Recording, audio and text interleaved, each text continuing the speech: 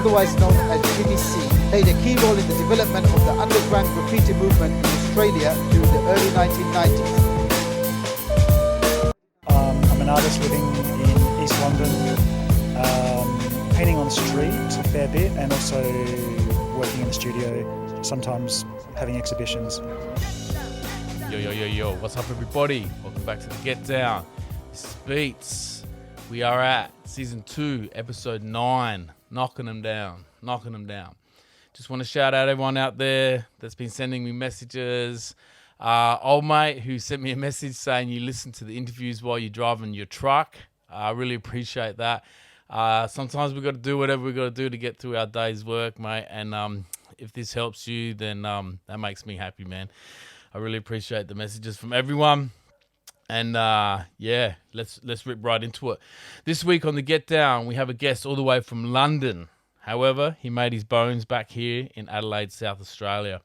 A very talented artist with his works now displayed worldwide. However, not a lot is known of his humble beginnings back home here in Australia. I've invited him on to talk about his early days as a writer, his move to England, and his transition into world-famous artists. Ladies and gentlemen, please welcome to the Get Down the artist formerly known as SOE of RCF, a.k.a. James Cochran, a.k.a. Jimmy C. Jimmy, what's going on, brother? Welcome to the show. Thank you. Good to be here. It's a bit of distance between us, so there might be a slight delay. I'll just let the listeners know about that. But Jimmy's all the way over in London. So what's the time over there, mate? About 10 a.m.? Yeah, just after 10 a.m. Beautiful. What's the weather like? Oh, it's actually very nice for once. We've just come out of the long, cold and hard winter, and the spring days are here. And also, we're about a couple of days out of loosening our restrictions on our last lockdown here. So there's a lot of optimism in the air with the good weather, and a lot of people back out on the streets, kind of thing. Yeah, that's good. Just before we go into like what you're on for, what's it been like over there? Because I've spoken to people in the US, but what's it been like in England? Because that's the first time that I got really scared about it, was when I saw they were making like football pitches into morgues. So what's it been like over there?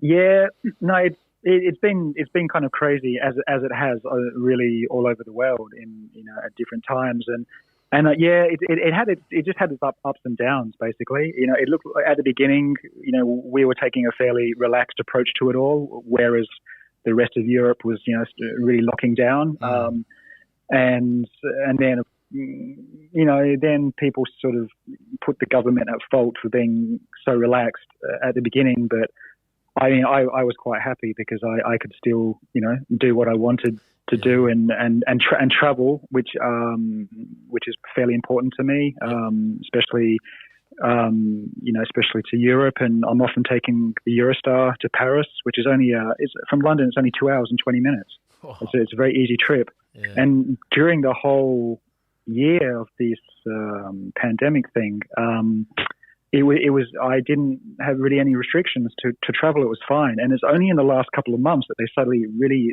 tightened down.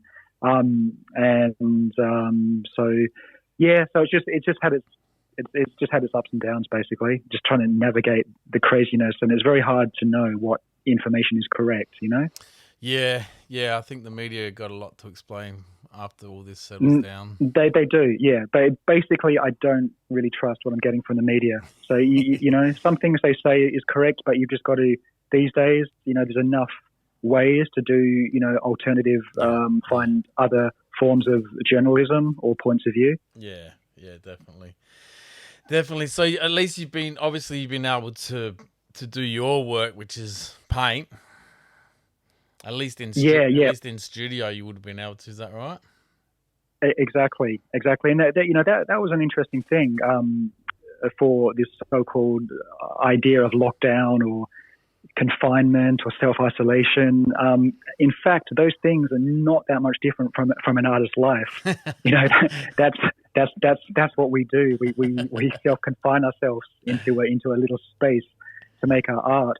So that, in terms of me being in the studio making work, nothing really changed. It just became difficult to get materials at some point because the shops were closed. But then they were doing like online orders and stuff. So it was still okay. Obviously, it was a little bit more complicated to paint on the street. Yeah, I remember when the lockdown first started here in the UK, we had this thing of like it was meant to be 1 hour of exercise a day. Yeah. So I remember like going out and painting a wall.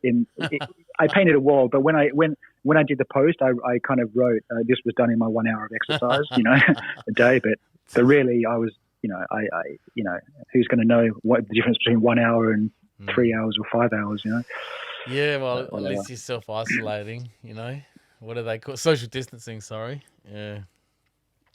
Yeah. And anyway, it was kind of like winter anyway, and that's the time when I don't paint much over here. It's just a little bit too cold I only paint out on the street in winter if I really have to. Yeah, right. Yeah. Okay, so I just want to start off the interview to say when I met you, I doubt whether you would remember it because I was probably a little bit younger than you, and I really looked up to you, so I remember it quite fondly. So I was on a old grey STA bus pulling into the Web at Marion, and you were on the back seat, and you just dropped a big fat 30mm SOE tag on the seat. Oh, what? Caught in the act. And you're a witness. You're a witness. Oh well, I would have looked the part. So, and I remember I just looked over and saw it, and I'm like, oh, you're SOE. And then I was like, oh, because like the older writers had a bit of a stigma about them, and you were really, really chill about it. And I just jumped in there next to you and started going to town myself. But so that's taking it back, mate. Well, I must have kind of eyed off the passengers in the bus and thought that I looked at you and thought, okay, that guy's cool. He won't be a problem. That's what happened with the confidence of tagging. As you got more confident, you kind of got a lot more cheeky, and you could just do that quick scan and know if it was going to be probably okay to put up a tag or two. Yeah. Well, you had a nice word for it. It was a nice flowing. I think you must have had like 3 seconds, bang, and you were up with all your tags.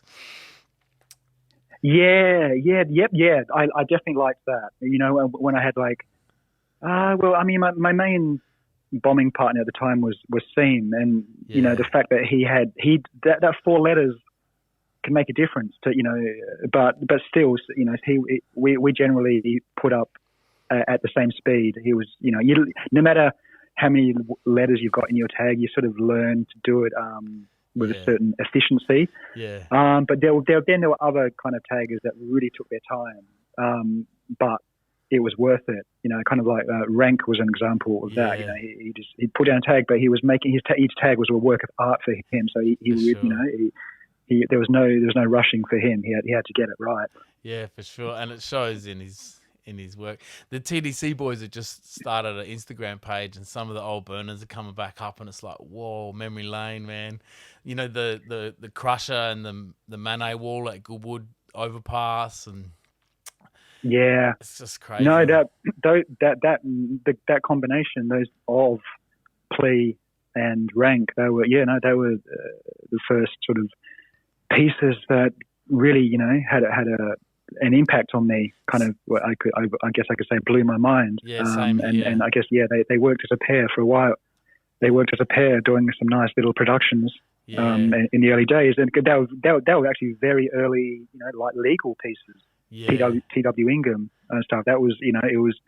And the funny thing is, when you start graffiti, when you're a kid and looking at it on the train lines, you don't really know the difference between illegal and legal, because it's on the train line. So you just presume it's all illegal, actually. And of course, most of it was. Yeah. But I think probably the first time I saw T.W. Ingham on Goodwood Station, I just would have presumed that was put up done illegally. Yeah. And then they were burners. Same thing. They are impressed in my mind. And when that was put up the other day by the TDC Instagram page, I was just like, boom. I was taken back to sneaking in there, trying not to get bashed by the goody boys to try and get a photo, of it, And so we were. Yeah. it was a risk going into Goodwood back in the day. It was. And how's this, right? One of my first jobs, when I was probably 14, I think, was actually at the Hungry Jack's at Anzac Highway. Yeah. Le Cornu's. Yeah. And so my station was Goodwood Station to get there, and the thing is, I'd sometimes do this like they called it the midnight shift, basically when you just work all night and you finish at like 5 a.m. Yeah. So man, being a 14-year-old kid at Goodwood Station at the middle of the night could be a little bit scary as well, because yes, there was the reputation and sometimes the real presence of the Goodwood boys. Yeah, and I did have a couple, one or two confrontation with them. Yeah. So it was, there was something always, I loved Goodwood Station and I still do, you know. I mean, maybe it's changed a bit now, but it always just had this nice feel about it. It's because of the bridge. Yeah. It's because we were, as young graffiti writers, we were always looking to connect things to the so-called source, which was I guess the street, New York and the Bronx, and what we had seen and been given to us in the forms of books and film. So we kind of had that fantasy of being like in those places, and whatever we found in Adelaide that kind of matched it. We love those places, and Goodwood to right up to Mile End had that really nice feel of kind of, nice kind of bridges and so forth. It did. Trains, anything where trains go over the top as well is always good. And there wasn't a lot of that in Adelaide, and of course Goodwood is actually a tram going over. Yeah. Not a train. That's, if you want the best experience of having a train rattling over your head, was in a place called Five Points in New York City, in Queens, where there was a kind of a graffiti mecca was made for putting up, and that you go there and just the noise of the trains, screeching over your head, rattling over was, it was amazing. It was a crazy vibe, a good place to be. Crazy. Just for the listeners overseas and I guess interstate, Goodwood train station is the last station coming out of Adelaide City where all trains split up, going south. So one goes out to Blair, one goes to Noarlunga, and a tram line runs straight over the top. So it's a multi-platform station, and freight trains come through, passenger trains come through, and then you have the City to Glenelg tram running over the top of it. So that, just to give some perspective, it's like a big cross of tram lines and train lines. Yes. Yeah. So and that's why it was always cool to paint anywhere from Goodwood onwards. You were getting the best of both worlds, because you were getting the attention of two lines. Yeah, that's right. And potentially three with the tram line. Yeah, it's crazy. It's still, I remember as an adult getting off there and walking to the showgrounds with my son and trying to explain to him this used to be dangerous. We were caught one day with a mate of mine, and ironically he wrote funk. And the Goody Boys just grabbed him, smacked him in the head, grabbed his can, and just wrote GB on his jumper. And they're sitting there, get out of here. And I think that was down like a few stations away, almost near South Road. And we were like, all right. But we still would sneak in there. Fuck them. Yep, yeah. Just, God, yeah, no, that's right. That was their territory, all right. Actually, that's my confrontation of them was around near there, that kind of South Road, sort of Goodwood towards Edwardstown area. That was their territory for sure. I ended up getting to know a few of them later on in life, and told them about it, and they just laughed about it, as you would. Yeah. Yeah. Okay. Yeah, funny. Yeah, no, it was the Goodwood Walls was a special place as well. A kind of a first kind of showcase of graffiti, for the Adelaide graffiti scene. Yeah, that's true. So another one for the people who don't know, heading into the city, just city bound on the right, there's the Adelaide Showgrounds, and there's a massive wall. So what was it? I would love to talk about a couple certain ones on there that blew my mind, like the SOE blockbuster. We'll get to that. But what was that like, painting the Goody Walls real early years? Because Goody Walls was a weird place, because it was kind of scary, and just very, very open. Like no matter how much experience you had as painting as a writer, and I guess actually some of my my third piece or something was on Goody Wall, so I didn't have a lot of experience. But the more I went back to that place, I probably ended up painting it about maybe 5-6 times. Every time I went back there, it never changed. You never got more comfortable there. It was always just weird and creepy, and you had security checks from Keswick and the army barracks just behind you. Yep. So you're probably going to get a security check there. You had traffic going over the railway crossing just nearby. You had quite a few residential areas, but it was just because it was open and and lit up. There was those two things: very lit up and open. So you were literally in the spotlight when you're painting there. Yeah, and to get away, it's a long wall, isn't it? Like you're running one way or the other, and then, or I guess over the tracks. Yep. You have to sort of have all that kind of worked out as well. So how old were you when you started writing then? I think I was like probably late 15, late 15 going on 16. I was I made the transition from skateboarding in the skateboarding scene, and then got into the graffiti scene from there. Yeah, right. Who were you skating with? SB Brothers and that? No, not really. I was just a street skater mainly, Okay. and just with with my friends actually from Blackwood, who would actually eventually become the NA crew. Oh, nice. And all those guys like Pine. Yeah. Who else? Scott. Typer. Typer.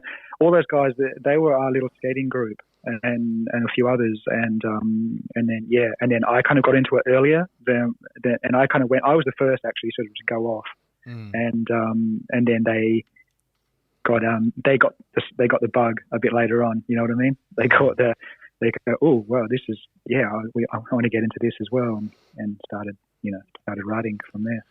So what made you start? Well, there's 2 points, memories or points of impact, I could say, impressions. The first one was breakdancing and the Rocksteady crew. Yep. But because when that hit, television screens, which I can't remember, that must have been pretty early, like maybe 86 or something. No, 80, that early, okay. Okay, and that's the thing. I was just a little bit too young for it. Yeah. See, that's the weird thing about those times when you're a teenager. The 1 or 2 years can make a huge amount of difference. So, if you were like 2 years older, then you were ready to connect with that and start b-boying or getting into the scene. But because I was still a bit young, I was definitely captivated by it. Yeah. But just still a little bit young to really commit to it. Sure, like everyone was going, okay, let's just try, doing the worm and doing a few moves and stuff like that, but not enough to be really serious. So there was that. I just remember it was that film clip of the Rocksteady crew that made a really strong impact on me. But then it was the second thing. It was the film Beat Street. And I think, but once again, that was probably 84 in America, but by the time I saw it, it was about 86 or something, by the time when I saw it aired on television in Australia. So, and then, that was then it was that time it was the graffiti that I went, whoa. And I went, whoa, what, like painting on trains? Doing this illegally, working that the spray can, using that to, write your name like that. And that was, from then I kind of straight away just, said, right, okay, but what's my tags? Like started like scrolling and looking, had to find a tag and do a piece straight away. So kind of, but then once again, it was like I jumped on it, but then I didn't really, follow it so much.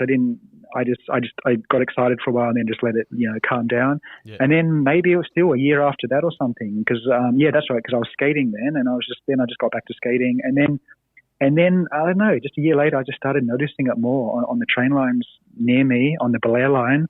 Yeah. And, and things just happened all at once. And then suddenly there was some kid bought Subway art to school. Yeah. He found it. And then I was like just looking at it going, whoa.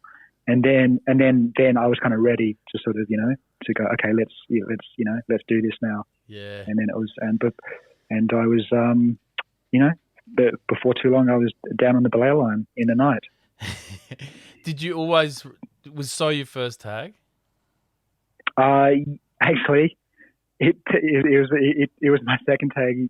Little known secret, probably because I didn't get up much for my first tag. But my first tag, I was Gons. Gons, and Gons is like because he was a skateboarder called Gonzalez Gons. So I don't know why I just did right because I was still into skating. So but at that I didn't. I probably only had that tag for a couple of months. Yeah. But then so it was really the first tag. Because you were up, man. Fuck, you were up. Yeah. Eventually, I worked it. You start on a one line, move over to the next line. Yeah. But no, I was mainly belay line and Noarlunga line for me. I remember you. I think you kind of pioneered piecing the tram line too. Like I think you really took that to the next level because it was almost left alone. And I remember catching the tram a lot, and you were the predominant rider on there. Exactly. No, this is true actually, and it's weird because no one cared about the tram line because we didn't treat it as seriously because it wasn't trains, and we had. It's funny, it's 4 lines compared to other cities is nothing, that's compared to like Melbourne, for example. But nevertheless, those 4 lines they were bloody long, some of them, Yeah. So there was enough walls spread out. But yeah, it's true. And the tram line just wasn't. It was weird. It was not touched. And then when I decided to do some stuff on the tram line, it only took like a week or 2 weeks to basically, have bomb most of the available space on fencing along the tram line, and then I was doing. There wasn't most of the walls were all concentrated up at the Goodwood end of the tram line, Goodwood and Green Hill Road area. That's where most of the walls were. There's a lot of corrugated. A lot of fencing down there, and then there was 1 or 2 walls near off South Road, so I did all the available walls on the tram line, and it wasn't that difficult really to fill that space up. A burner I remember, and I've got it written here, so I don't want to forget it. Was that So What burner? Oh man, Mm-hmm. I remember because I went to Plimpton High School, so we went far away, and my mate lived right around the corner. He's like, man, after school we gotta go. We went down there and you could still smell like the toxins and plasties, man. It was like it was still steaming of toxins, mate. Once again, I must have just got away from you seeing me again. This time you just picked up on the paint. And it's true that was Plastico and Tuxin, So you're right. It was that was a Tuxin navy blue outline. Yeah, it was a burner. And that grey wash. Yes, yeah. That was it was kind of cool doing a 2-tone with grey and white. That was it's good keeping it sometimes more simple like that. So is that mission there? That's So What? And there was one very very in close succession. You did So One Rockin' the City with Funk, which is like fuck knows how much paint you used to do that. But are those both solo missions? They were. Whoa, yeah.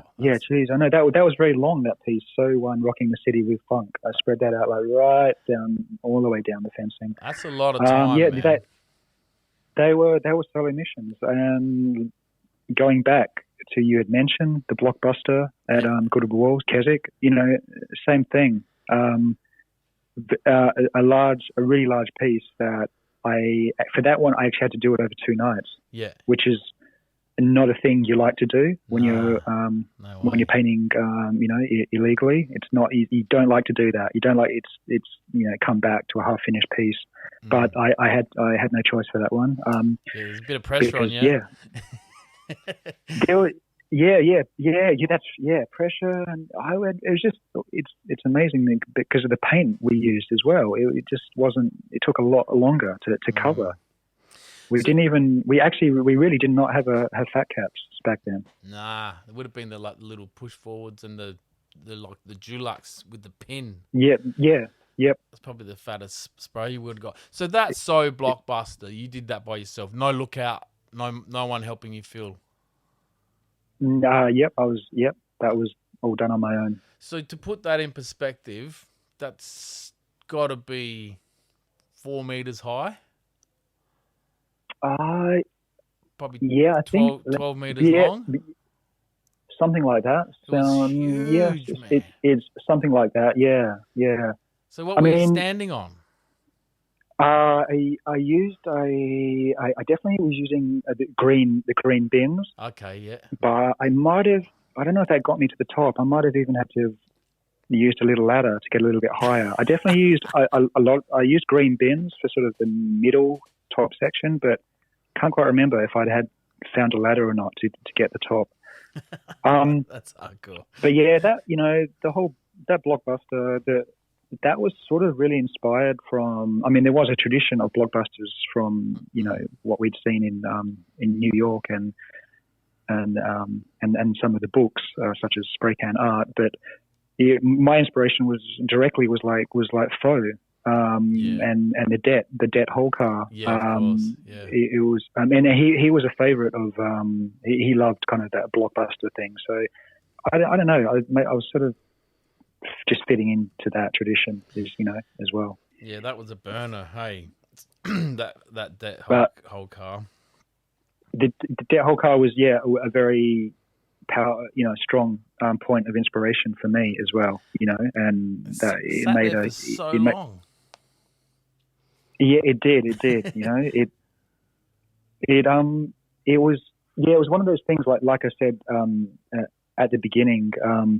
It was hard to know the difference between illegal graffiti or legal graffiti. And I mean, obviously that was done illegally, but we didn't quite understand the concept of that where it was laid up. Whether it was a live train or whether it was I didn't quite understand, but it was very, very exciting to see it there and to see it it was insane just to see it sitting in the yard for so long. It was a complete act of defiance. That's what it represented, Sure. It became my goal to one day do a whole car, which is apparently every rider's kind of dream or goal at some point. It was very inspirational to see it in there, and then I think that train was dead and it certainly didn't run. But then I remember being as you come into the city, that was on the left.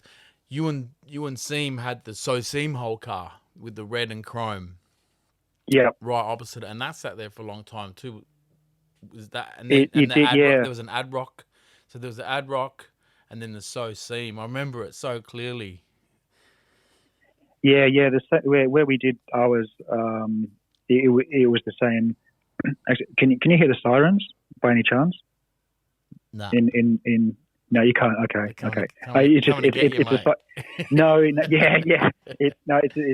sign that you're in London when you hear the sirens. There's always sirens just going off here.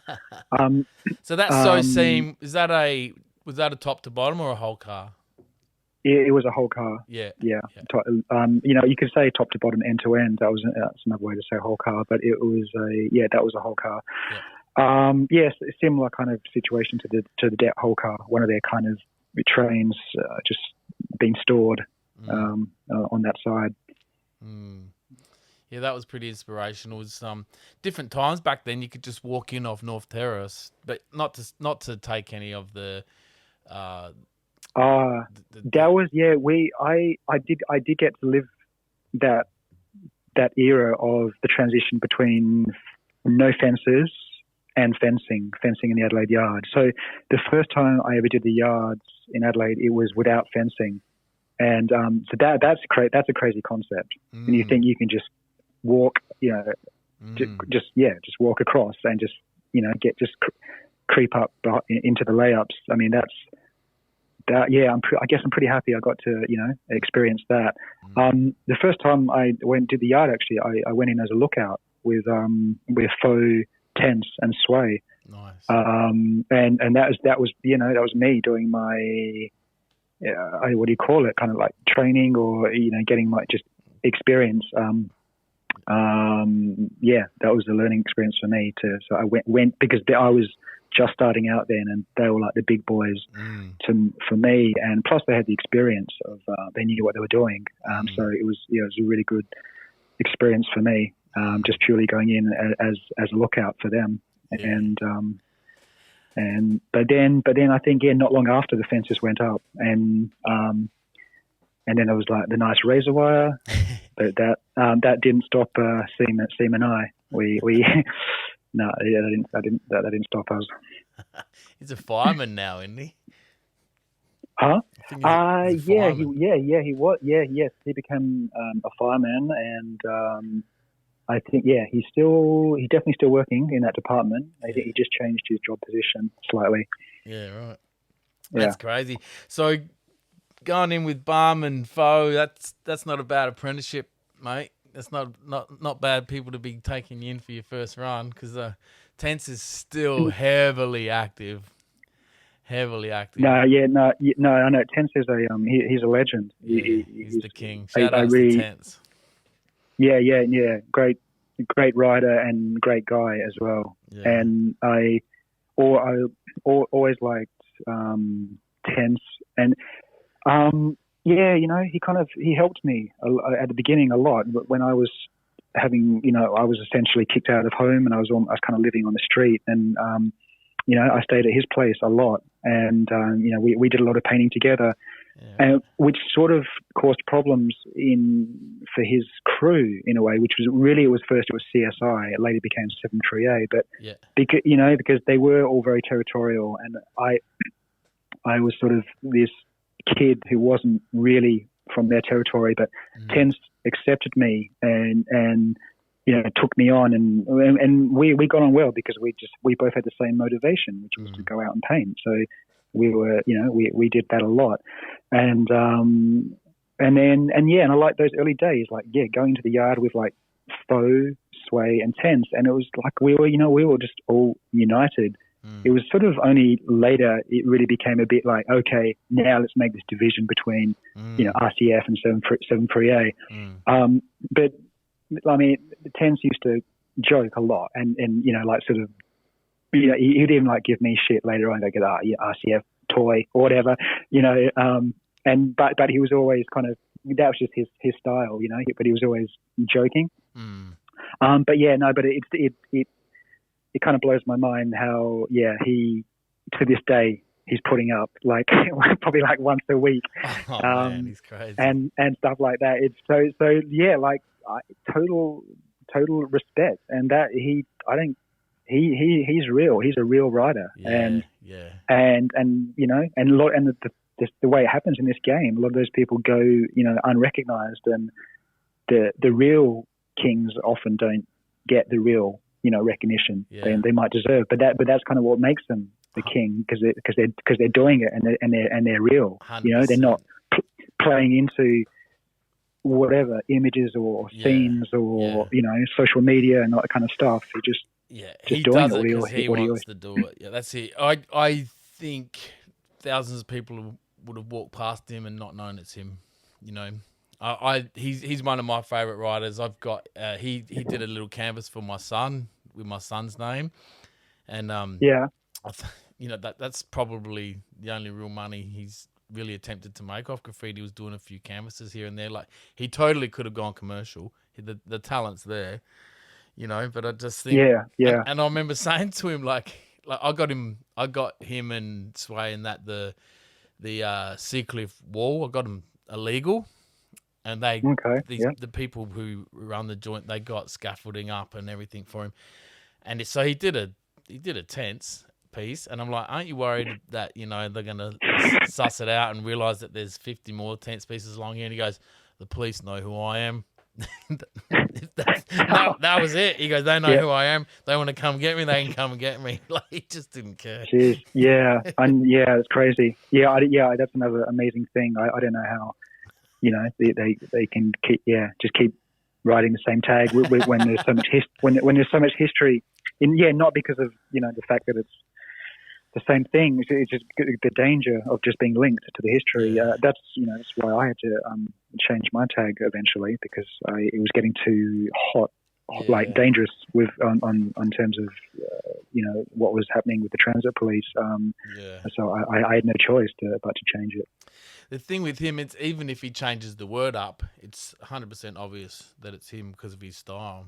So yeah. So he's good guy. Yeah, shout outs to all of them. All right, so I just want to mention that so you were in RCF, which is, to my knowledge, was a Sydney crew, so Rock City Funk. So how did that come about? What's the deal, and how did they come over to Adelaide, and how did that all happen? That was really all related to Seven coming over from Sydney to Adelaide, and he came with a couple of Sydney riders at the time, but mainly Band was with him. So he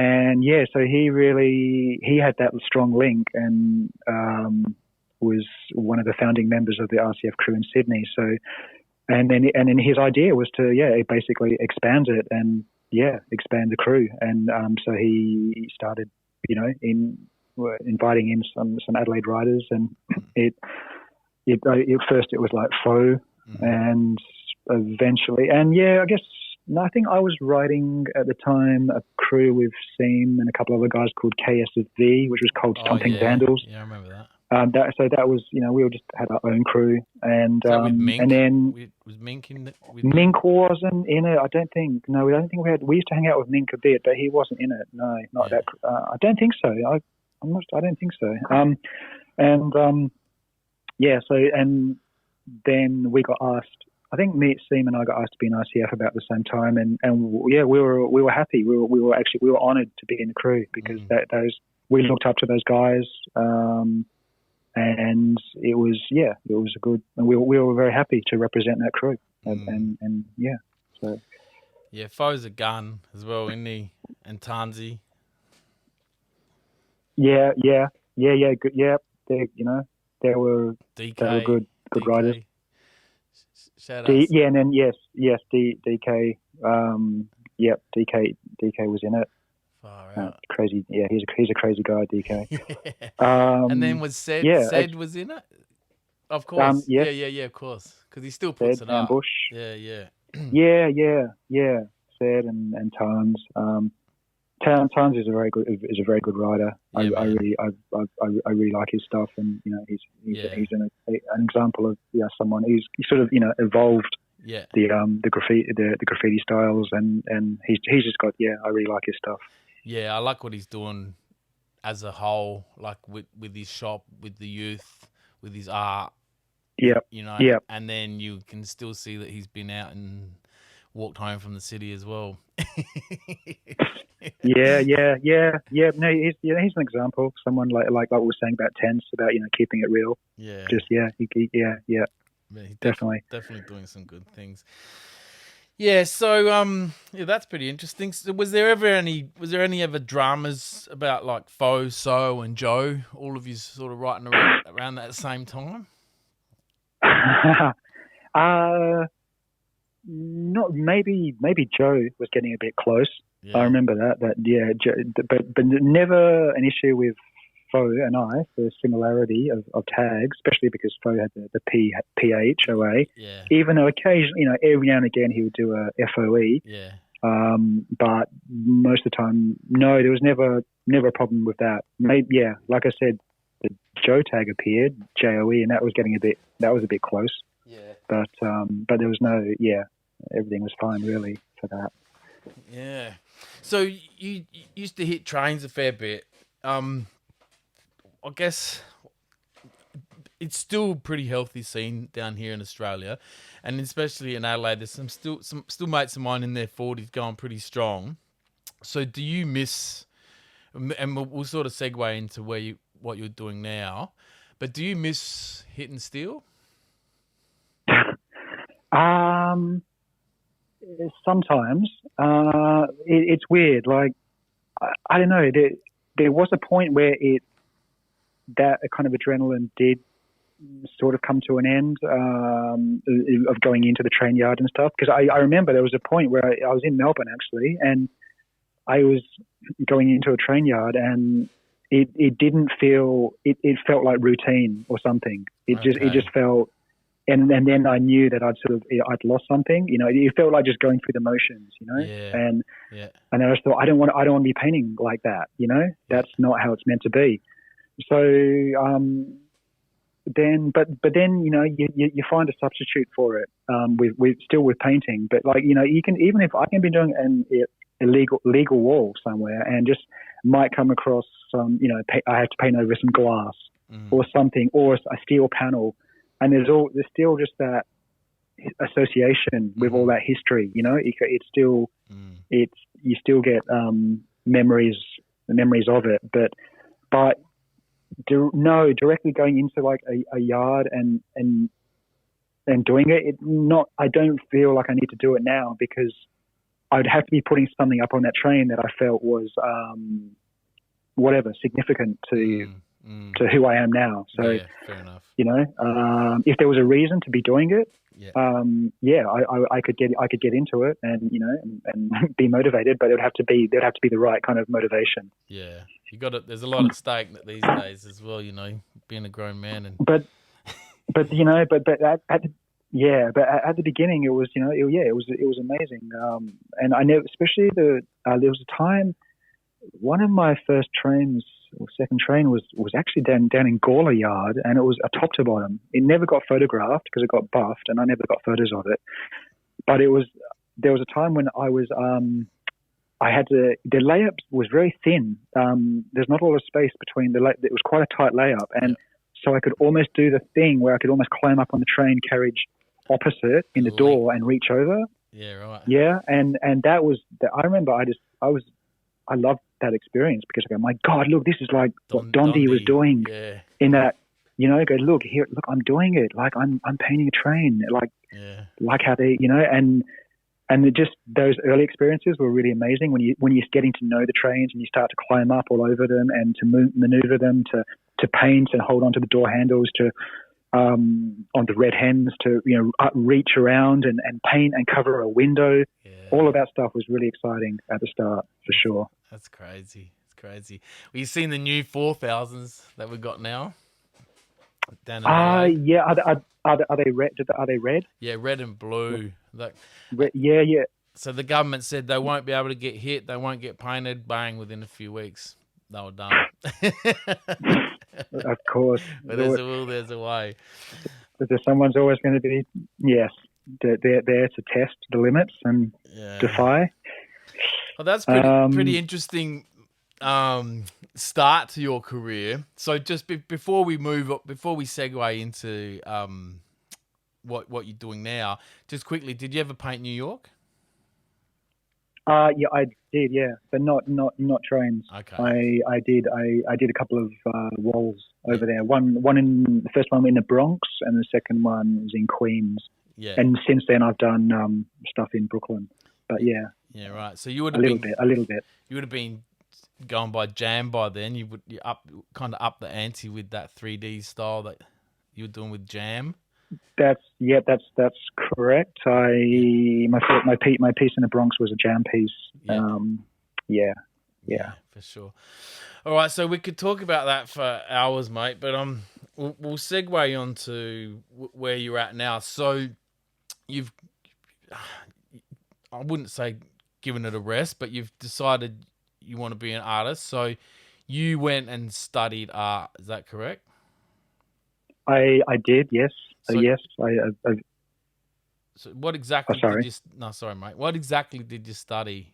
What and where? It was called, back then, it was called a visual arts. It was it was called visual arts, which before then, I think they used to call it fine arts. but it was called, when I did it, it was called Visual Arts, and that was sort of basically the University of South Australia. Okay. It was, and the Underdale campus. Yeah. So yeah, I just a brief, quick back how I made that transition was basically, okay, summary goes, okay, graffiti, train lines illegally, learning how to use the spray can, eventually doing a couple of legal walls. Mm-hmm. Yeah, and it's so weird. The first time you do a legal wall, that's a weird concept when you paint in the day. The first time you like painting in it is that took me a while to get used to, but then I go, wow, this is really nice. Look, you can take your time, and wow, I can see where I messed up a line and correct it. Sometimes at night you just don't get a chance to do that. So I just sort of started painting more legal walls, and then it didn't take long to start getting asked to do, paint walls, like, kind of like mural commissions. Mm-hmm. So I was doing that for a while, but obviously in terms of how to live, survive, my first job was like a company job, in a car place, just on Grote Street, and just cleaning cars and doing deliveries and stuff like that. It was a real 9 to 5, like clock in, clock out, and that's actually what gave me the impetus to enroll in art school, because I just thought, look, I could be doing something better with my time, especially and particularly something creative with my time, and like art school was a way to get out of that like job and sort of just try to get into another more creative direction. So and then when I went, and from then on I was very happy. It was like I was in my world basically. It's like, what, so it was a degree, a university. Back then it was 4 years too, a 4-year degree, which is a lot because it quickly got narrowed down to 3-year degree. So I was basically like the last of those that generation, whatever, when it was a 4-year degree. So did that, and of course I was still doing. Obviously, I was doing graffiti on the side, and the funny thing is, the whole 4-year degree, I never brought graffiti into it. I kept it as a separate world. So none of the lecturers, even my painting lecturers had no idea that I could use the spray can or even had that kind of background, because it was still, fairly underground, and it was looked down upon only as vandalism. And plus, coming from my background, we just learned you just don't talk about it, especially so except to your friends. So the whole degree went through it without even once doing anything to do with spray painting. Wow, that's interesting. But it was I was doing other stuff like at the same time, which was more traditional oil painting with a paintbrush. I was learning a more classical approach to figurative to painting with the paintbrush, and that took a lot of time and stuff.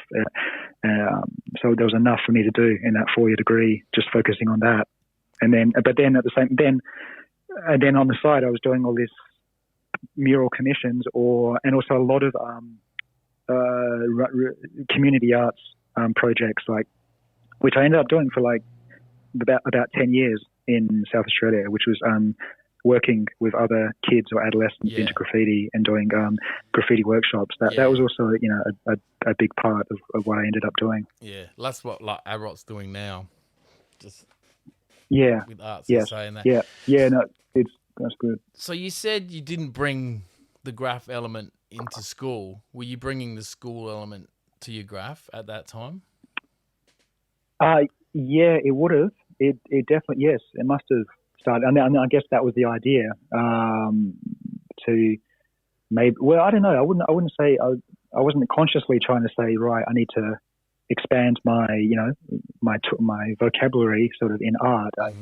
It was just naturally following whatever I was interested in. And for some reason, I just felt that I needed to learn that kind of more traditional approach to figurative painting. Also, I know why. Another reason why I wanted to learn that is because it was so out of fashion at the art school. It was in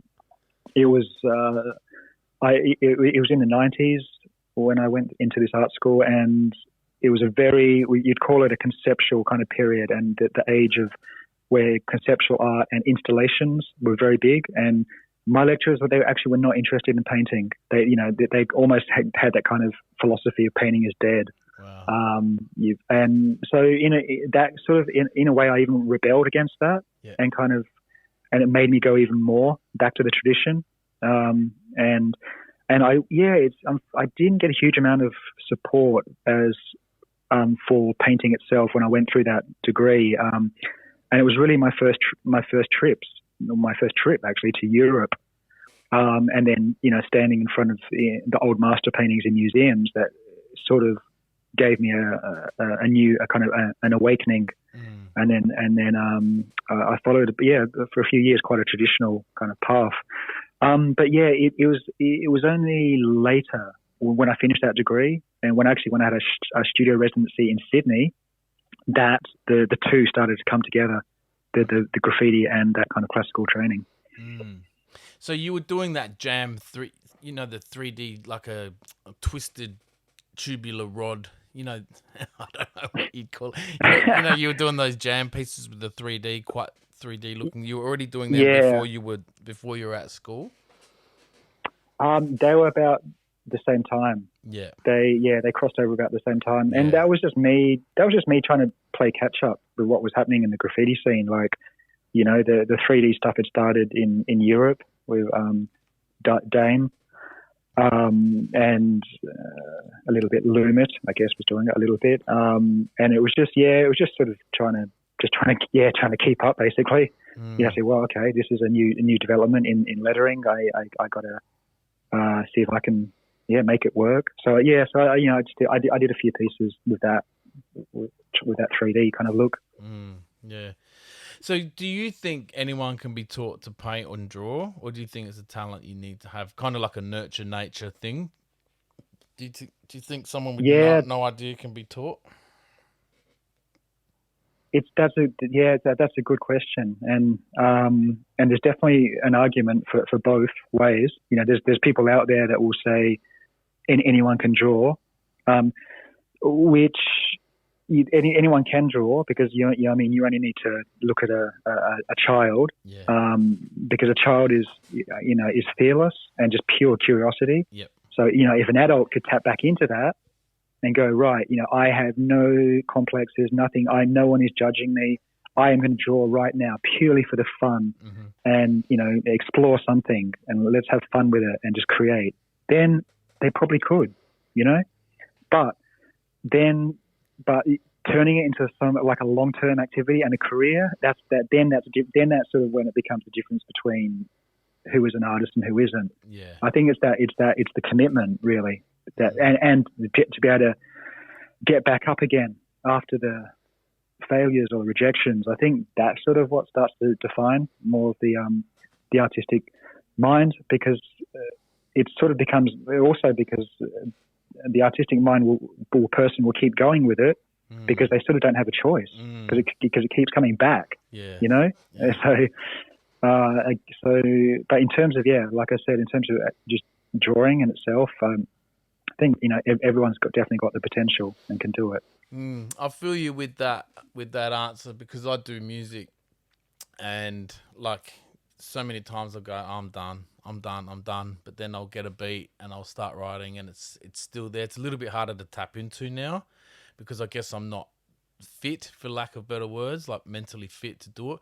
But then as soon as I start, it comes back, and I definitely need to be doing something. Hence, I've got the podcasts, and I'm doing music. I'm doing something for a creative outlet. So that's the thing, and makes sense. And no matter what, every kind of art creative type is gonna come across it. A time of no inspiration and almost a feeling of just wanting to change or something. And sometimes that is okay. Like it can be a phase. You know what I mean? Like, and you go, okay, that was the phase where I did that, and I sort of had a music phase, or I could say skateboarding was a phase, and just it doesn't mean you have to keep doing it. But then, generally, it's just a matter of having a pause, or like what you were saying, what you were doing a few other activities around it, like a podcast or whatever. And then, it just, and also, I think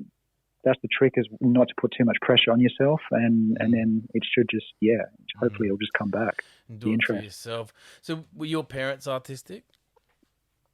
Kind of, not in the full traditional way, just more like, just sort of, they had the interest and the knowledge, and there was paintings around the house and and books on painting and stuff, but they sort of had more kind of like, I'd more say like the crafts, like, like my mother making tapestries or things like that, and my father even my father was a doctor, he still had an interest. He could do stuff like kind of do good carpentry and make nice tables and things like that. So, but they weren't traditional painters, but they were definitely open-minded to it. That's interesting. So, okay, so you've moved to England. What year did you move to England? Just tell us the year, and then I'll go and got another question. So, when did you move to England? It was kind of 2010.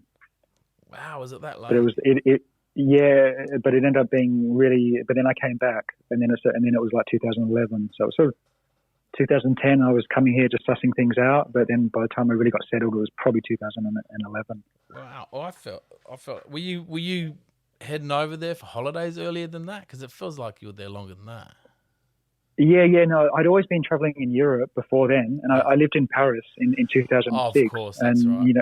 My first exhibition in Europe was in France and in Lille, and in Paris in 2006. That's right. So that was my first, I guess you'd call my first Europe experience, as being living immersed in the. I had a studio in Paris along the Canal Saint-Martin. Where I was exhibiting was right there. So that was a dream at the time for me. I was living a dream because it's what I wanted to be there and stuff. And plus, getting a whole new audience and recognition. Yeah. And actually, ironically, it's from that experience that then I came back to Australia, and then my work was popular for after that, especially in Melbourne. It really took off in about 2007. And it's that old story. You got to leave Australia to get recognised within Australia. God, it's tough in Australia. I'm telling you, they don't make it easy. You need some paint for your next mission. You about to hit the yards and some gals, got no beans. You need some fresh clothes to look dope.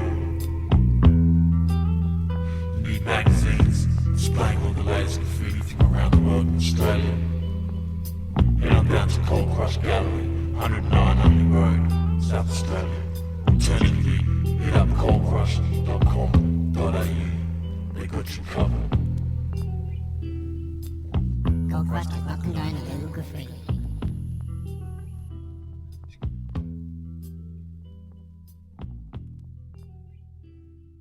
With your current style, right? So please don't take this as an offence, but with your dots and your squiggles, right?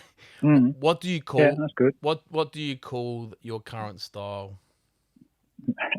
Dots and squiggles is good. I can be a new spray can, Mr. Squiggle. The technical name I gave it started off as I used the term aerosol pointillism, in which I kind of made that term in 2004 when I had my first exhibition, which actually was in Adelaide, using that style. But it was that's when I was working with dots. Yeah. And then afterwards, I started making the dots drip. Yeah. And I just simply called them the drip paintings. Yeah. Yeah.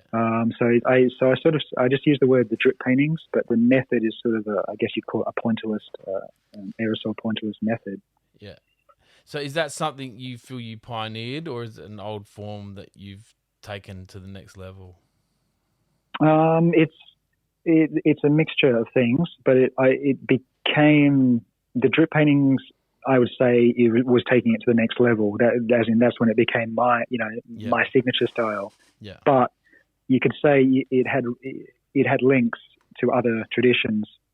Both you can not disassociate the Aboriginal dot painting tradition from it, and then of course there's the French pointillism tradition. So, and I had experiences in both those kind of cultures in a way, from whether that was working with artists, or of course then the French side is just the history that we were inherited from Impressionism and stuff like that. So yeah, and that's why I didn't feel comfortable with it when I first exhibited it in 2004, and I called it aerosol pointillism. I still felt a little bit. It was interesting, but I thought there's still too much history here, and so that's when I said, okay, what happens if I made the paint drip? And to me also that was kind of cool at the time, because in graffiti the drip was an error or a mistake or taboo. It was a sign of of incompetence or weakness in a way. Yeah. So that I liked that idea at the time as well. Okay, I'm making art purely out of what is considered a technical fault normally. And so and that's from then it just I felt I had it was more. It was more integrated into who I was. So it gave you your signature on it. Yeah, it did. And I think that's just why I felt comfortable you working with it for so long, because it felt authentic to who I was. So was it hard to break into the market over there? It was, and it still is. Yeah. It still can be. You can still be completely isolated from the market. Yeah. But the two things helped a lot with that, and the first thing is painting on the street. Yep. That's if you want to get attention, it's a pretty quick way to do it. And I don't know, maybe it's probably. Maybe luckily I came just at the right time, just when there was still a bit of excitement around street art in London. Was that when Banksy was popping off? He would. It was actually no. He had left his mark, and it's more like he'd already moved on when I got here. But they say you could say the peak time, development time for street art. That term street art was. Yeah. You could put it down to approximately 1998 to 2008. Yeah. That was a real, what do you call it? Like the development phase, very experimental phase, and it was very exciting. And when everyone was trying new stuff. Yeah. So it's almost like when I arrived. I mean, I was speaking to an old school London graffiti writer who sort of made the transition to a street art scene. His name is. I have a mental blank now. It'll come back to me. But he's a real like respected old school kind of London graffiti writer. But when I got there, he said because I'm leaving. It's over. The street art's dead. Yeah. Right. But then and then I met someone else who said, no, actually it's just beginning. So whatever the way you look at it, but what I was trying to say is that. Lucky, I was still at a time where it was still pretty fresh and exciting. So when I put up something on the street, it stood out a lot, and it was weird. It was insane. Like I think I did 2 pieces, and after the second piece, I received like an email from a journalist in the Guardian newspaper. He said, "I saw what you put up on Brick Lane. Wow, this is very, very interesting. Can we do an article on you?" And actually, what the? And that kind of shocked me, but it was an example of the impact that you can have by painting on the street. So there is that was one way to get into it, but still after that, it was still a long haul to make the transition into the market and then start selling stuff. It still takes a long time. Yeah, I guess that's going to go on forever as well, isn't it? You as an artist, you're constantly evolving. Releasing. Exactly. You're evolving, and then also the scene changes, and sometimes there's fads. Yeah. Like you can be like hot flavor of the month, and then you can just be discarded. And you would probably know that from the music scene. I think it's probably even more brutal in the music scene about being, like one hit wonders and then just being discarded. Yeah. But it can happen definitely in the art scene as well, and especially in the street art scene, because that was like a lot of sort of I don't know how to. I want to use the word bad, but it's like it's maybe it's like a equivalent to a pop song, it's just it's got a hook or something, but it's not, everyone jumps on it, but then it's bastardized. Yeah.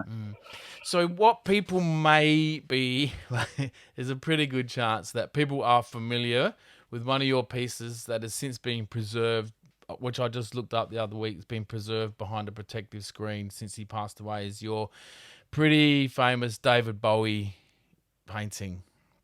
So I just want to ask you a bit about that, because I guess that's probably that and the Nelson Mandela might be the ones that you're most known for. So I just want to know why you painted that David Bowie one, and then secondly, what's it like knowing that image has gone viral? Is that similar to like every writer's dream as a kid seeing their name up and you're all city and pretty well you're global now. So why did you paint David Bowie? Because he was still alive when you painted it, if I'm correct. And what's the feeling of that going viral? Okay, well, the first, to answer your question of like why I painted it and stuff, it was because at that time there was 2 exhibitions in London going on David Bowie, and I was actually invited to participate in one of those exhibitions, which was put in a canvas related to David Bowie. So there was a big exhibition on the Victoria and Albert Museum called David Bowie Is, and which ended up kind of touring the world, that exhibition. And then I had this an exhibition in Opera Gallery in Mayfair, and where I had to work in, and I was chatting to the director of the gallery, and he actually made the suggestion, to me. He said, "Because why don't you should do a piece of Bowie somewhere on the street? It'll help promote your work, help promote the exhibition." So I thought, okay, yeah, cool, why not? So I was looking around my normal area for painting, which is in East London, and I just wasn't feeling it. I just thought, I don't want to just put a Bowie thing in the middle of, it just seemed lacked a bit of meaning. So then I had the idea to look down at Brixton, which is where Bowie was born. And at that time, there was no street art down at Brixton. There still is not really a lot. So it was already just choosing to paint there was a bit weird in itself. And then I just found this really nice wall and did it. And that wall, it just sat there for a few years, nice, and it was mainly just all the Brixton locals. They really loved it. They became really protective of it, and then of course, yeah. But then when David Bowie died unexpectedly, for some reason people chose that site as they needed something, a place to go, and that became the place that they chose, and from then as you said, it went completely viral. And how do you feel about that? It was definitely surreal, and an interesting thing is that I was actually in Australia, in Adelaide, when it happened. Yeah. So that was kind of, maybe that was good in a way, because I was sort of like removed from it. But of course, I woke up one morning and I had about 50 emails from major, like from CNN News, from The Guardian, from the Evening Standard, from all the major media outlets, and my phone was full of messages from journalists, it was definitely out of control and kind of surreal. But it was surreal because it was a tragedy as well. There was a shock of losing this amazing artist who just literally put out an album the day before he died, and so it was mixed up with shock, sadness. It was more I'd say more emotional, because the way people were were celebrating his life at that site in Brixton, and the way they did it in a kind of a beautiful way by gathering and singing his songs, So yeah, it was surreal and emotional. And then as you mentioned, it ended up getting it got listed. They called it got listed, which the council kind of means, I don't know, sort of protected. And and it has got the perspex over it now as well. Were you a fan of his music? I was. Yeah. I used to like, it was on my playlist. It was definitely. Yeah. Just and probably more of a fan of him as an artist. Yeah. Really, I think. Yeah. Yeah. Just as To your knowledge, do you know if he saw it, the painting? Yes. I finally found out that he did. I'd met one of his managers, someone who worked on his management team, and he said he saw the mural and he really liked it. That's crazy. So that was, because that was a thing. It took me a while to know that if he had actually seen it. Yeah. And yes, he had seen it and he liked it. So that was the that really. I was so happy with that. Yeah, little old SOE from Adelaide, eh? Yeah. That's amazing. amazing. That's all. It's also an example of just timing, luck. Another thing of painting on the street. I mean, you could paint any wall on the street, but you don't know how it might get used or what might happen to it. So that's just all. It was just a weird connection of events. Did you ever have to go and repair it at all? Because I've seen different photos and people have tried to obviously ride your coattails and they've tagged just to the side of it. But now the most recent one I've seen, it's got the perspex there. So did they get you to come in and repair it before they covered it? Were you spoken to about that? Yeah. What's that? Sorry. So were you spoken to about it before they covered it? Yeah. We did. Yeah, we did. I kind of had a conversation with Lambeth Council, who the council of Brixton, and put up the perspex. It was started off with people writing messages on the wall, but in a kind of respectful way. Yeah. Like they write it with text in the background. Yeah. Thousands of messages, like thousands of layers and layers and layers of messages. But then they started getting a bit cheeky and writing on the body and then on the face. Yeah. And then soon the mural was becoming destroyed quickly. It was disappearing. So that's when. And then I had to make some repairs. And like what happens with most murals that I repair, if I have to, it's never the same. No. For me, it always loses something once you try to repair it. So even the way it is now, like protected with perspex, that it's not the mural it was. It's been a bit damaged and it's not the same. It's compared to what it first looked like. And then, so I started repairing it, but I left all the messages in the background. Yep, nice. And now it's got perspex and the messages, you can still see them all in the background. And people now just come and paste things up, or they write sometimes messages on the perspex. But that's but that's okay. Was there any for yourself? Was there any monetary gain from that piece? Not really. No. It was more exposure. I mean, I did do a print edition of it. Because I was motivated because everyone was doing it anyway. It just got out of control. That was my next Within question. minutes, it became merchandise. That was my next question. It was like it was everywhere. It was selling. That wall was selling on mugs, t-shirts, prints, plenty of prints on eBay. So and lots of people were asking me, "Are you going to do a print of this? You're going to do a print of me?" And so I just thought, well, I said, okay, well, everyone else is doing it. I might as well bloody do the official version.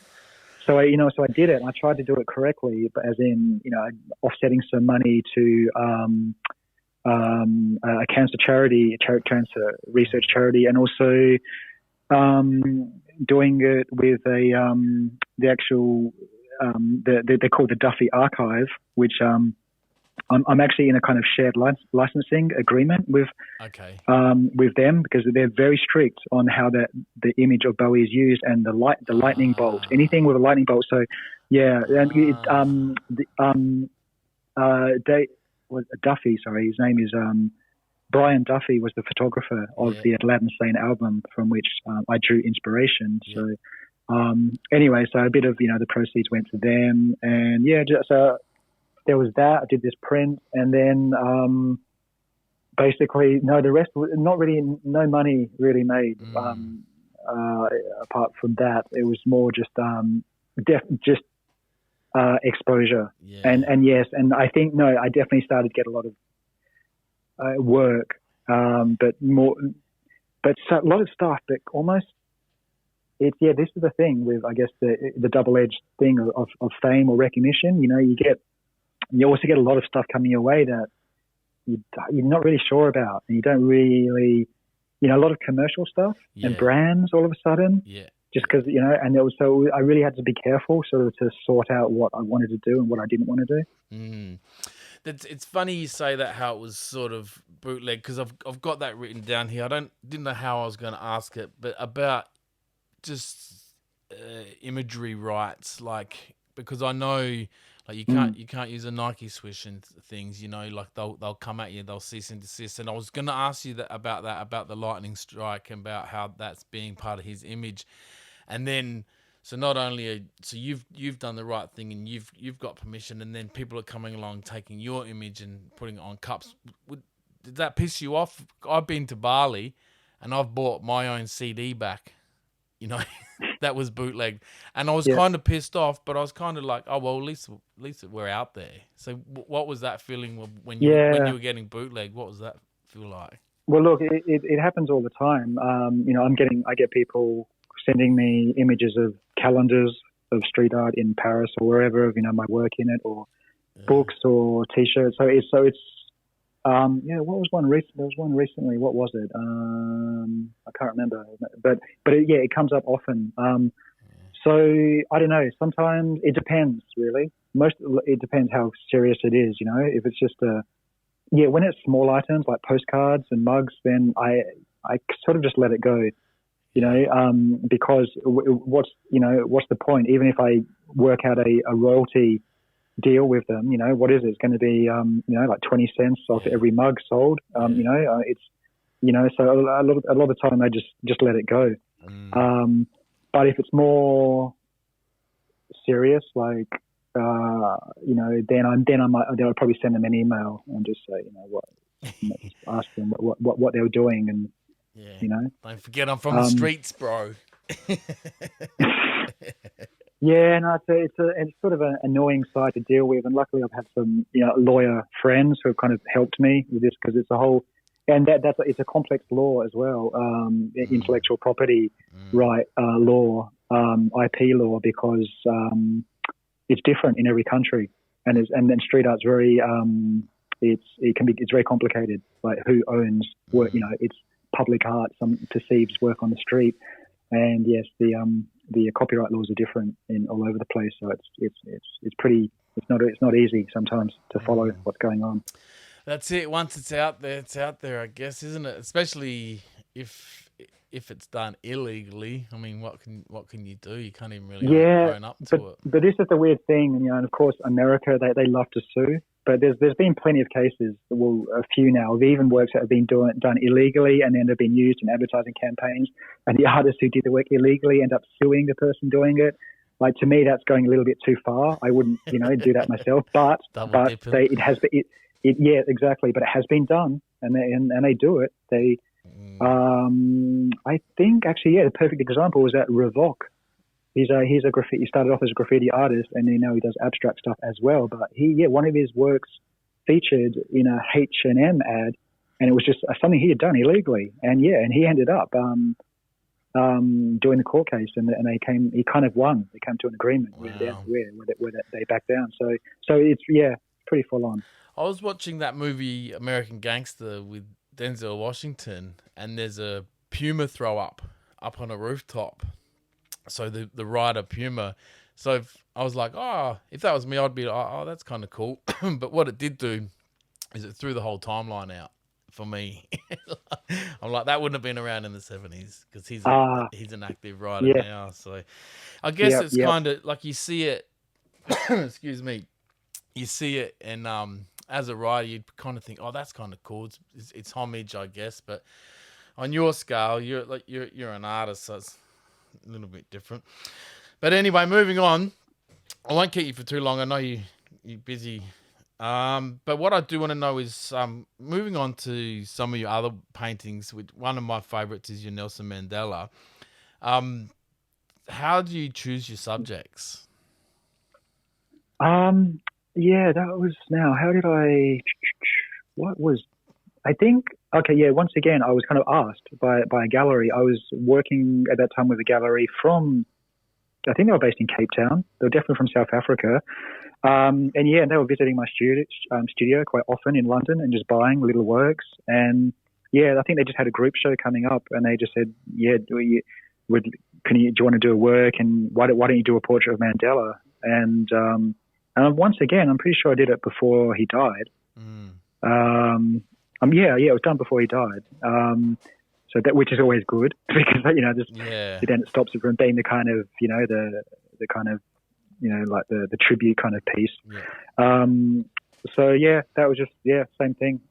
So that sometimes they're chosen for me, in that case that was recommended. But if obviously I've got to feel it, like want to paint this stuff. Because believe me, I've been asked to paint all sorts of people, and sometimes I'm just not feeling it. Sometimes you just got to weigh up that decision. We're going, is that you've got to obviously be happy with what that person is doing or represents. And so normally for me, most of the people I paint are sort of involved in the kind of like more like artists, like creative people, basically. Yeah.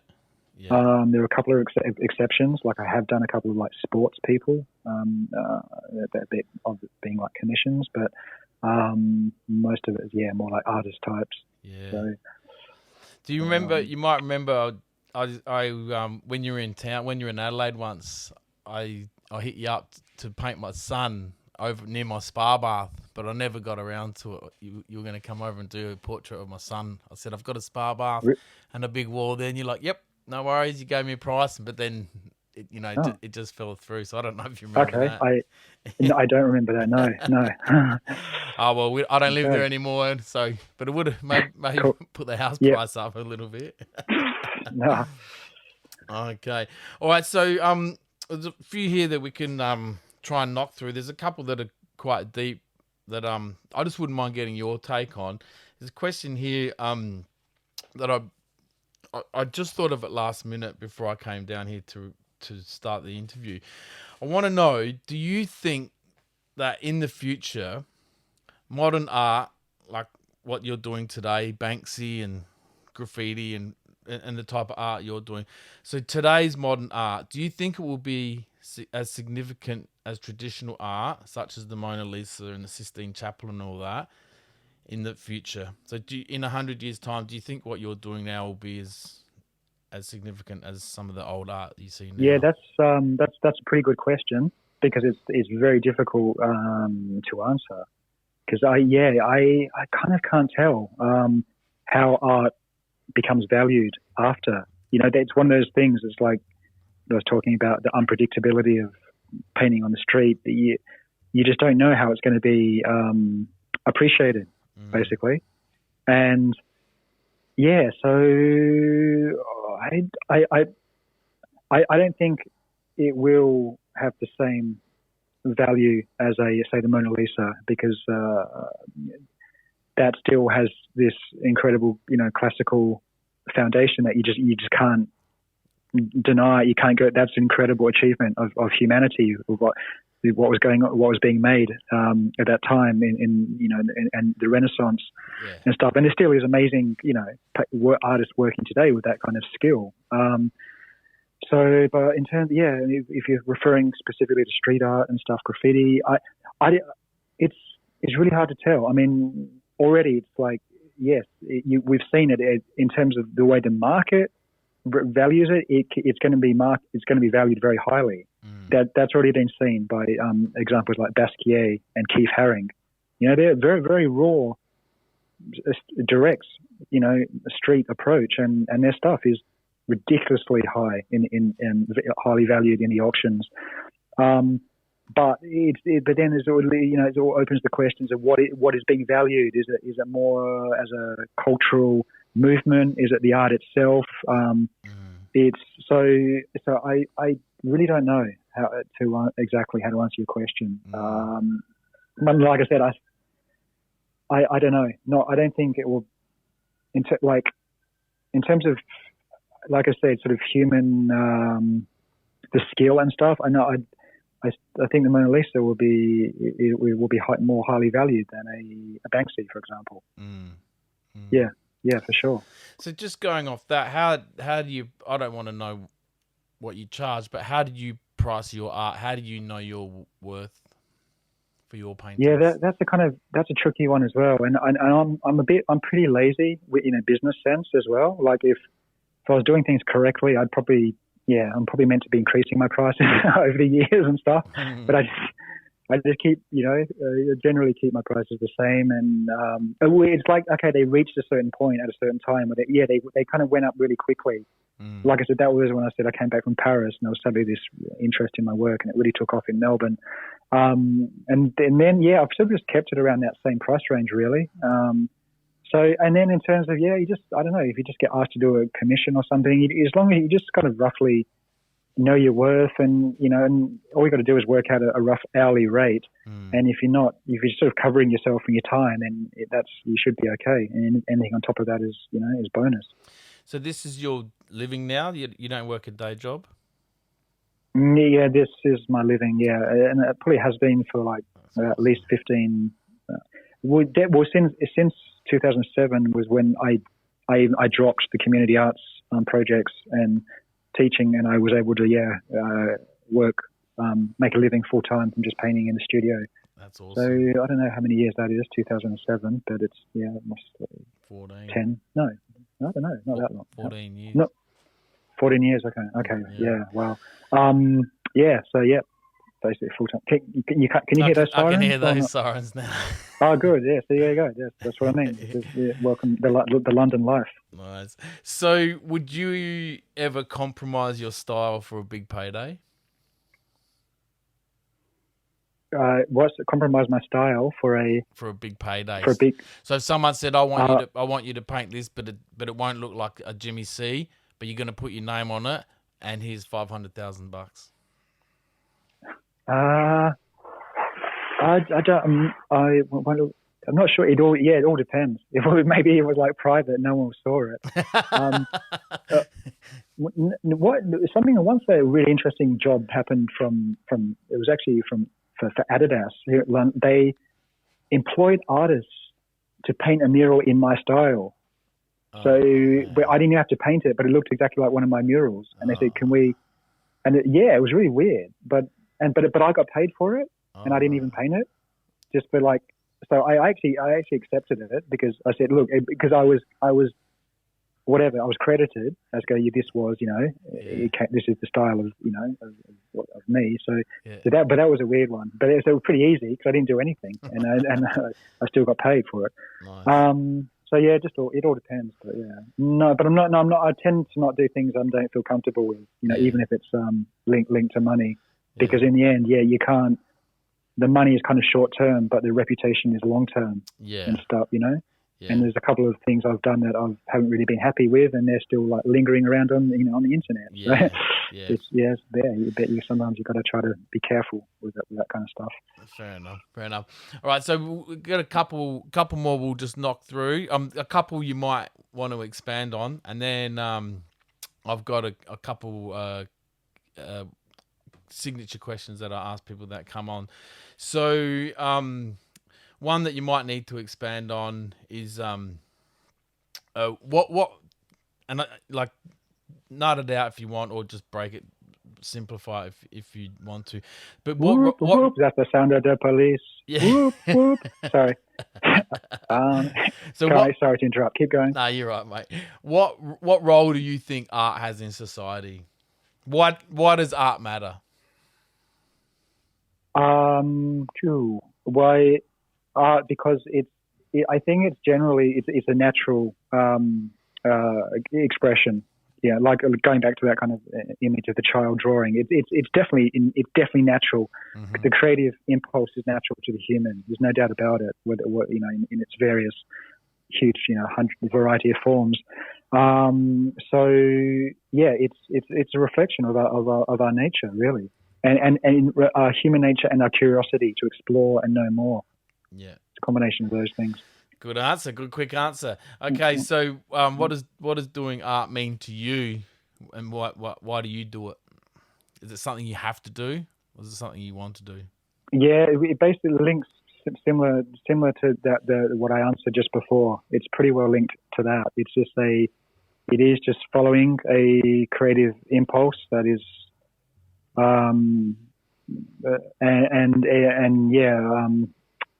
just a journey, an exploration to know more about oneself and about the world and the universe. I think, I guess, for me, it's definitely it's related to exploring. For me. Yeah, and evolving, I guess. Yeah, for sure. All right, so couple quick ones that aren't as deep. Have you ever met Banksy? No, I haven't. But I've kind of met, I could say, like 2 degrees separation. I know people who used to paint with him. Yeah. And know him. So. Because I haven't met him myself. No. As a brand, he's not one person anymore, is he? I don't know. I'm sure. I'm not sure. Most of it he conceives the. I know, to tell the truth, I don't even know. I mean, he is one person, but yes, he must have. Definitely must have assistance and help us with various things. Okay. Yeah. So, would you ever move home to Australia? Yeah, definitely. Yeah. Definitely. Australia's got a massive place in my heart, and it was really tough for me that I couldn't go there this year, because I go there. I've been there every year. Okay. Since being in London without fail every 10 years, I return normally in summer around the fringe time in Adelaide, and so it was really tough not being able to do that this year, because it was too many things to weigh up, such as 2-week hotel quarantine, very expensive airfares, and the possibility of not being able to get back out of the country, back to London. But yes, it's in, there's definitely going to be a time when I'll be back, for sure. For sure. All right. Do you still consider yourself part of RCF? That's a interesting question, but I say it's hard to say yes and no. It's a bit like that question when you asked before when I said about painting, going to the train yard and not feeling the same. It's all there, but it doesn't really have the relevance. It doesn't have the relevance that it did. Yeah. So yes, that's part of my history and who I am, but it's not really, at the same time, it's not relevant to what I'm doing now. So it's mixed. Yeah, fair enough. Do you still speak to any of the boys? Yeah, definitely. Yeah. I do. Yeah. I speak to them all. Especially recently, more in conversation with Fo a lot. Yeah. Because he's about to bring out a new book. Yes. Which is going to be big for the Adelaide scene. It's a very important thing that he's doing, and he's put a huge amount of work into it, and it's very close. Yeah, so you'll be hearing more about that very soon. Yeah, well, when we go off air, I want to talk. I've got that written down about talking to you off air. Yeah. Okay. Yep. So normally with the rappers that come on, I ask them their top 5 rappers of all time. Do you have a top 5 artists of all time that you were influenced by throughout your life? It's a bit cliche, isn't it? Well, thanks. Wow, I thought you were going to ask me who my top 5 rappers were. Yeah, go. Top 5 rappers. No. They would have. It would have made me embarrassed me a bit, because I'm not so up to date. I could just drop all my old ones, or my favorite, ones from back in the day. But it's funny because I don't know. We didn't talk about it, but I did connect with the Adelaide b-boy scene for a while. So. So sometimes for training and stuff like that, you're looking for stuff, and I find it hard to find current, rappers. But this was for b-boy and dancing, so it's different. So yeah. it was more better just to, find mixes and just going back to the original stuff that was sampled. That's what the breakers like dance to the best, like whatever James Brown and all the rest, Yeah. The rappers back in the day for me were like, it's like Ultramagnetic MCs, Tough Crew. Sick. Yes, there was, the standard ones like, Public Enemy and KRS One, and it was just all that kind of late '80s stuff, basically. Yeah. EPMD, So, but in terms of 5 artists, it changes as well. It's I don't know, maybe it's like, well, some people know how to answer it when they say, what is your, like, what's your favorite movie of all time? Or I don't know, it kind of changes. But, there were definitely artists that, had a strong impact on me. Okay, you start up with the graffiti days. It was like Scheme and Dondi, and then it was, and then when I went to art school, it was more like Baroque painters like Caravaggio and Velázquez from Spain, and then modern painters it was like Dali. When I was younger, and now it's just a whole mixture of stuff. It could just be, it could be any from the London artists. It could go from all the way from David Hockney to Bridget Riley. So it's it's kind of diverse. Yeah, there's a lot of them out there. I might look some of them up after. Okay, so now the big one I have for the show, it's a signature question that I have. So if you could write down some information, one sentence, and put it inside a fortune cookie and send it back to yourself send it back in time and send it to yourself at any age, what advice would you give yourself in that fortune cookie? Cool. That's a good one. It would be trust, have patience because everything's going to be okay. No worries. Trust, have patience because everything's going to be okay. Sounds good, mate. Sounds good. That's good advice. It sounds pretty simple, but it's like sometimes that's just what I have to tell myself, Nah, it's good advice. And it seemed, it's good advice. There's been a few similar, like trust the process, just write it out. Yeah, it's more like trust the process. Yeah, because that's what I want to say. Because at the same, there are things that you should not, trust as well. You can't you don't want to give the impression to be naive and go, oh yeah, just trust any potential business partner, but trust any potential relationship, stuff like that. Yes, no, then you're gonna have some hard knocks in life from people breaking trust. So, but definitely. So I'm referring to trust in the self-evolving process, the creative process, and so forth. I feel you, man. I feel you. That's sound advice, listeners. Straight from the man, Jimmy C.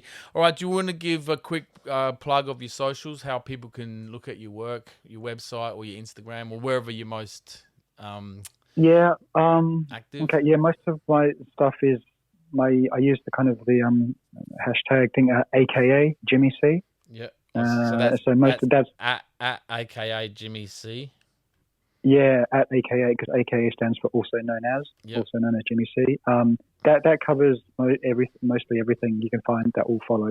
That will be on all the things. You can find my website. You can find the Instagram. There is a Facebook page and stuff like. So yeah, that's about it.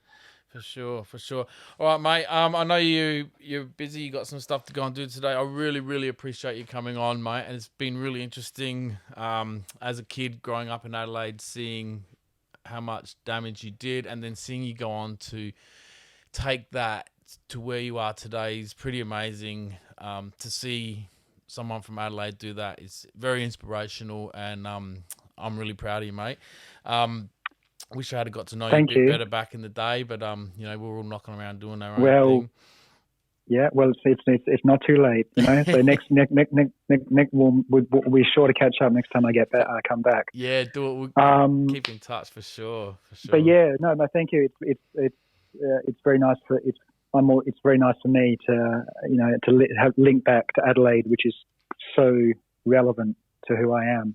So it's it's good to chat and And yeah, thank you. For sure, mate. No worries. Stick on the line, mate. I'll end the conversation and we'll have a quick chat with you.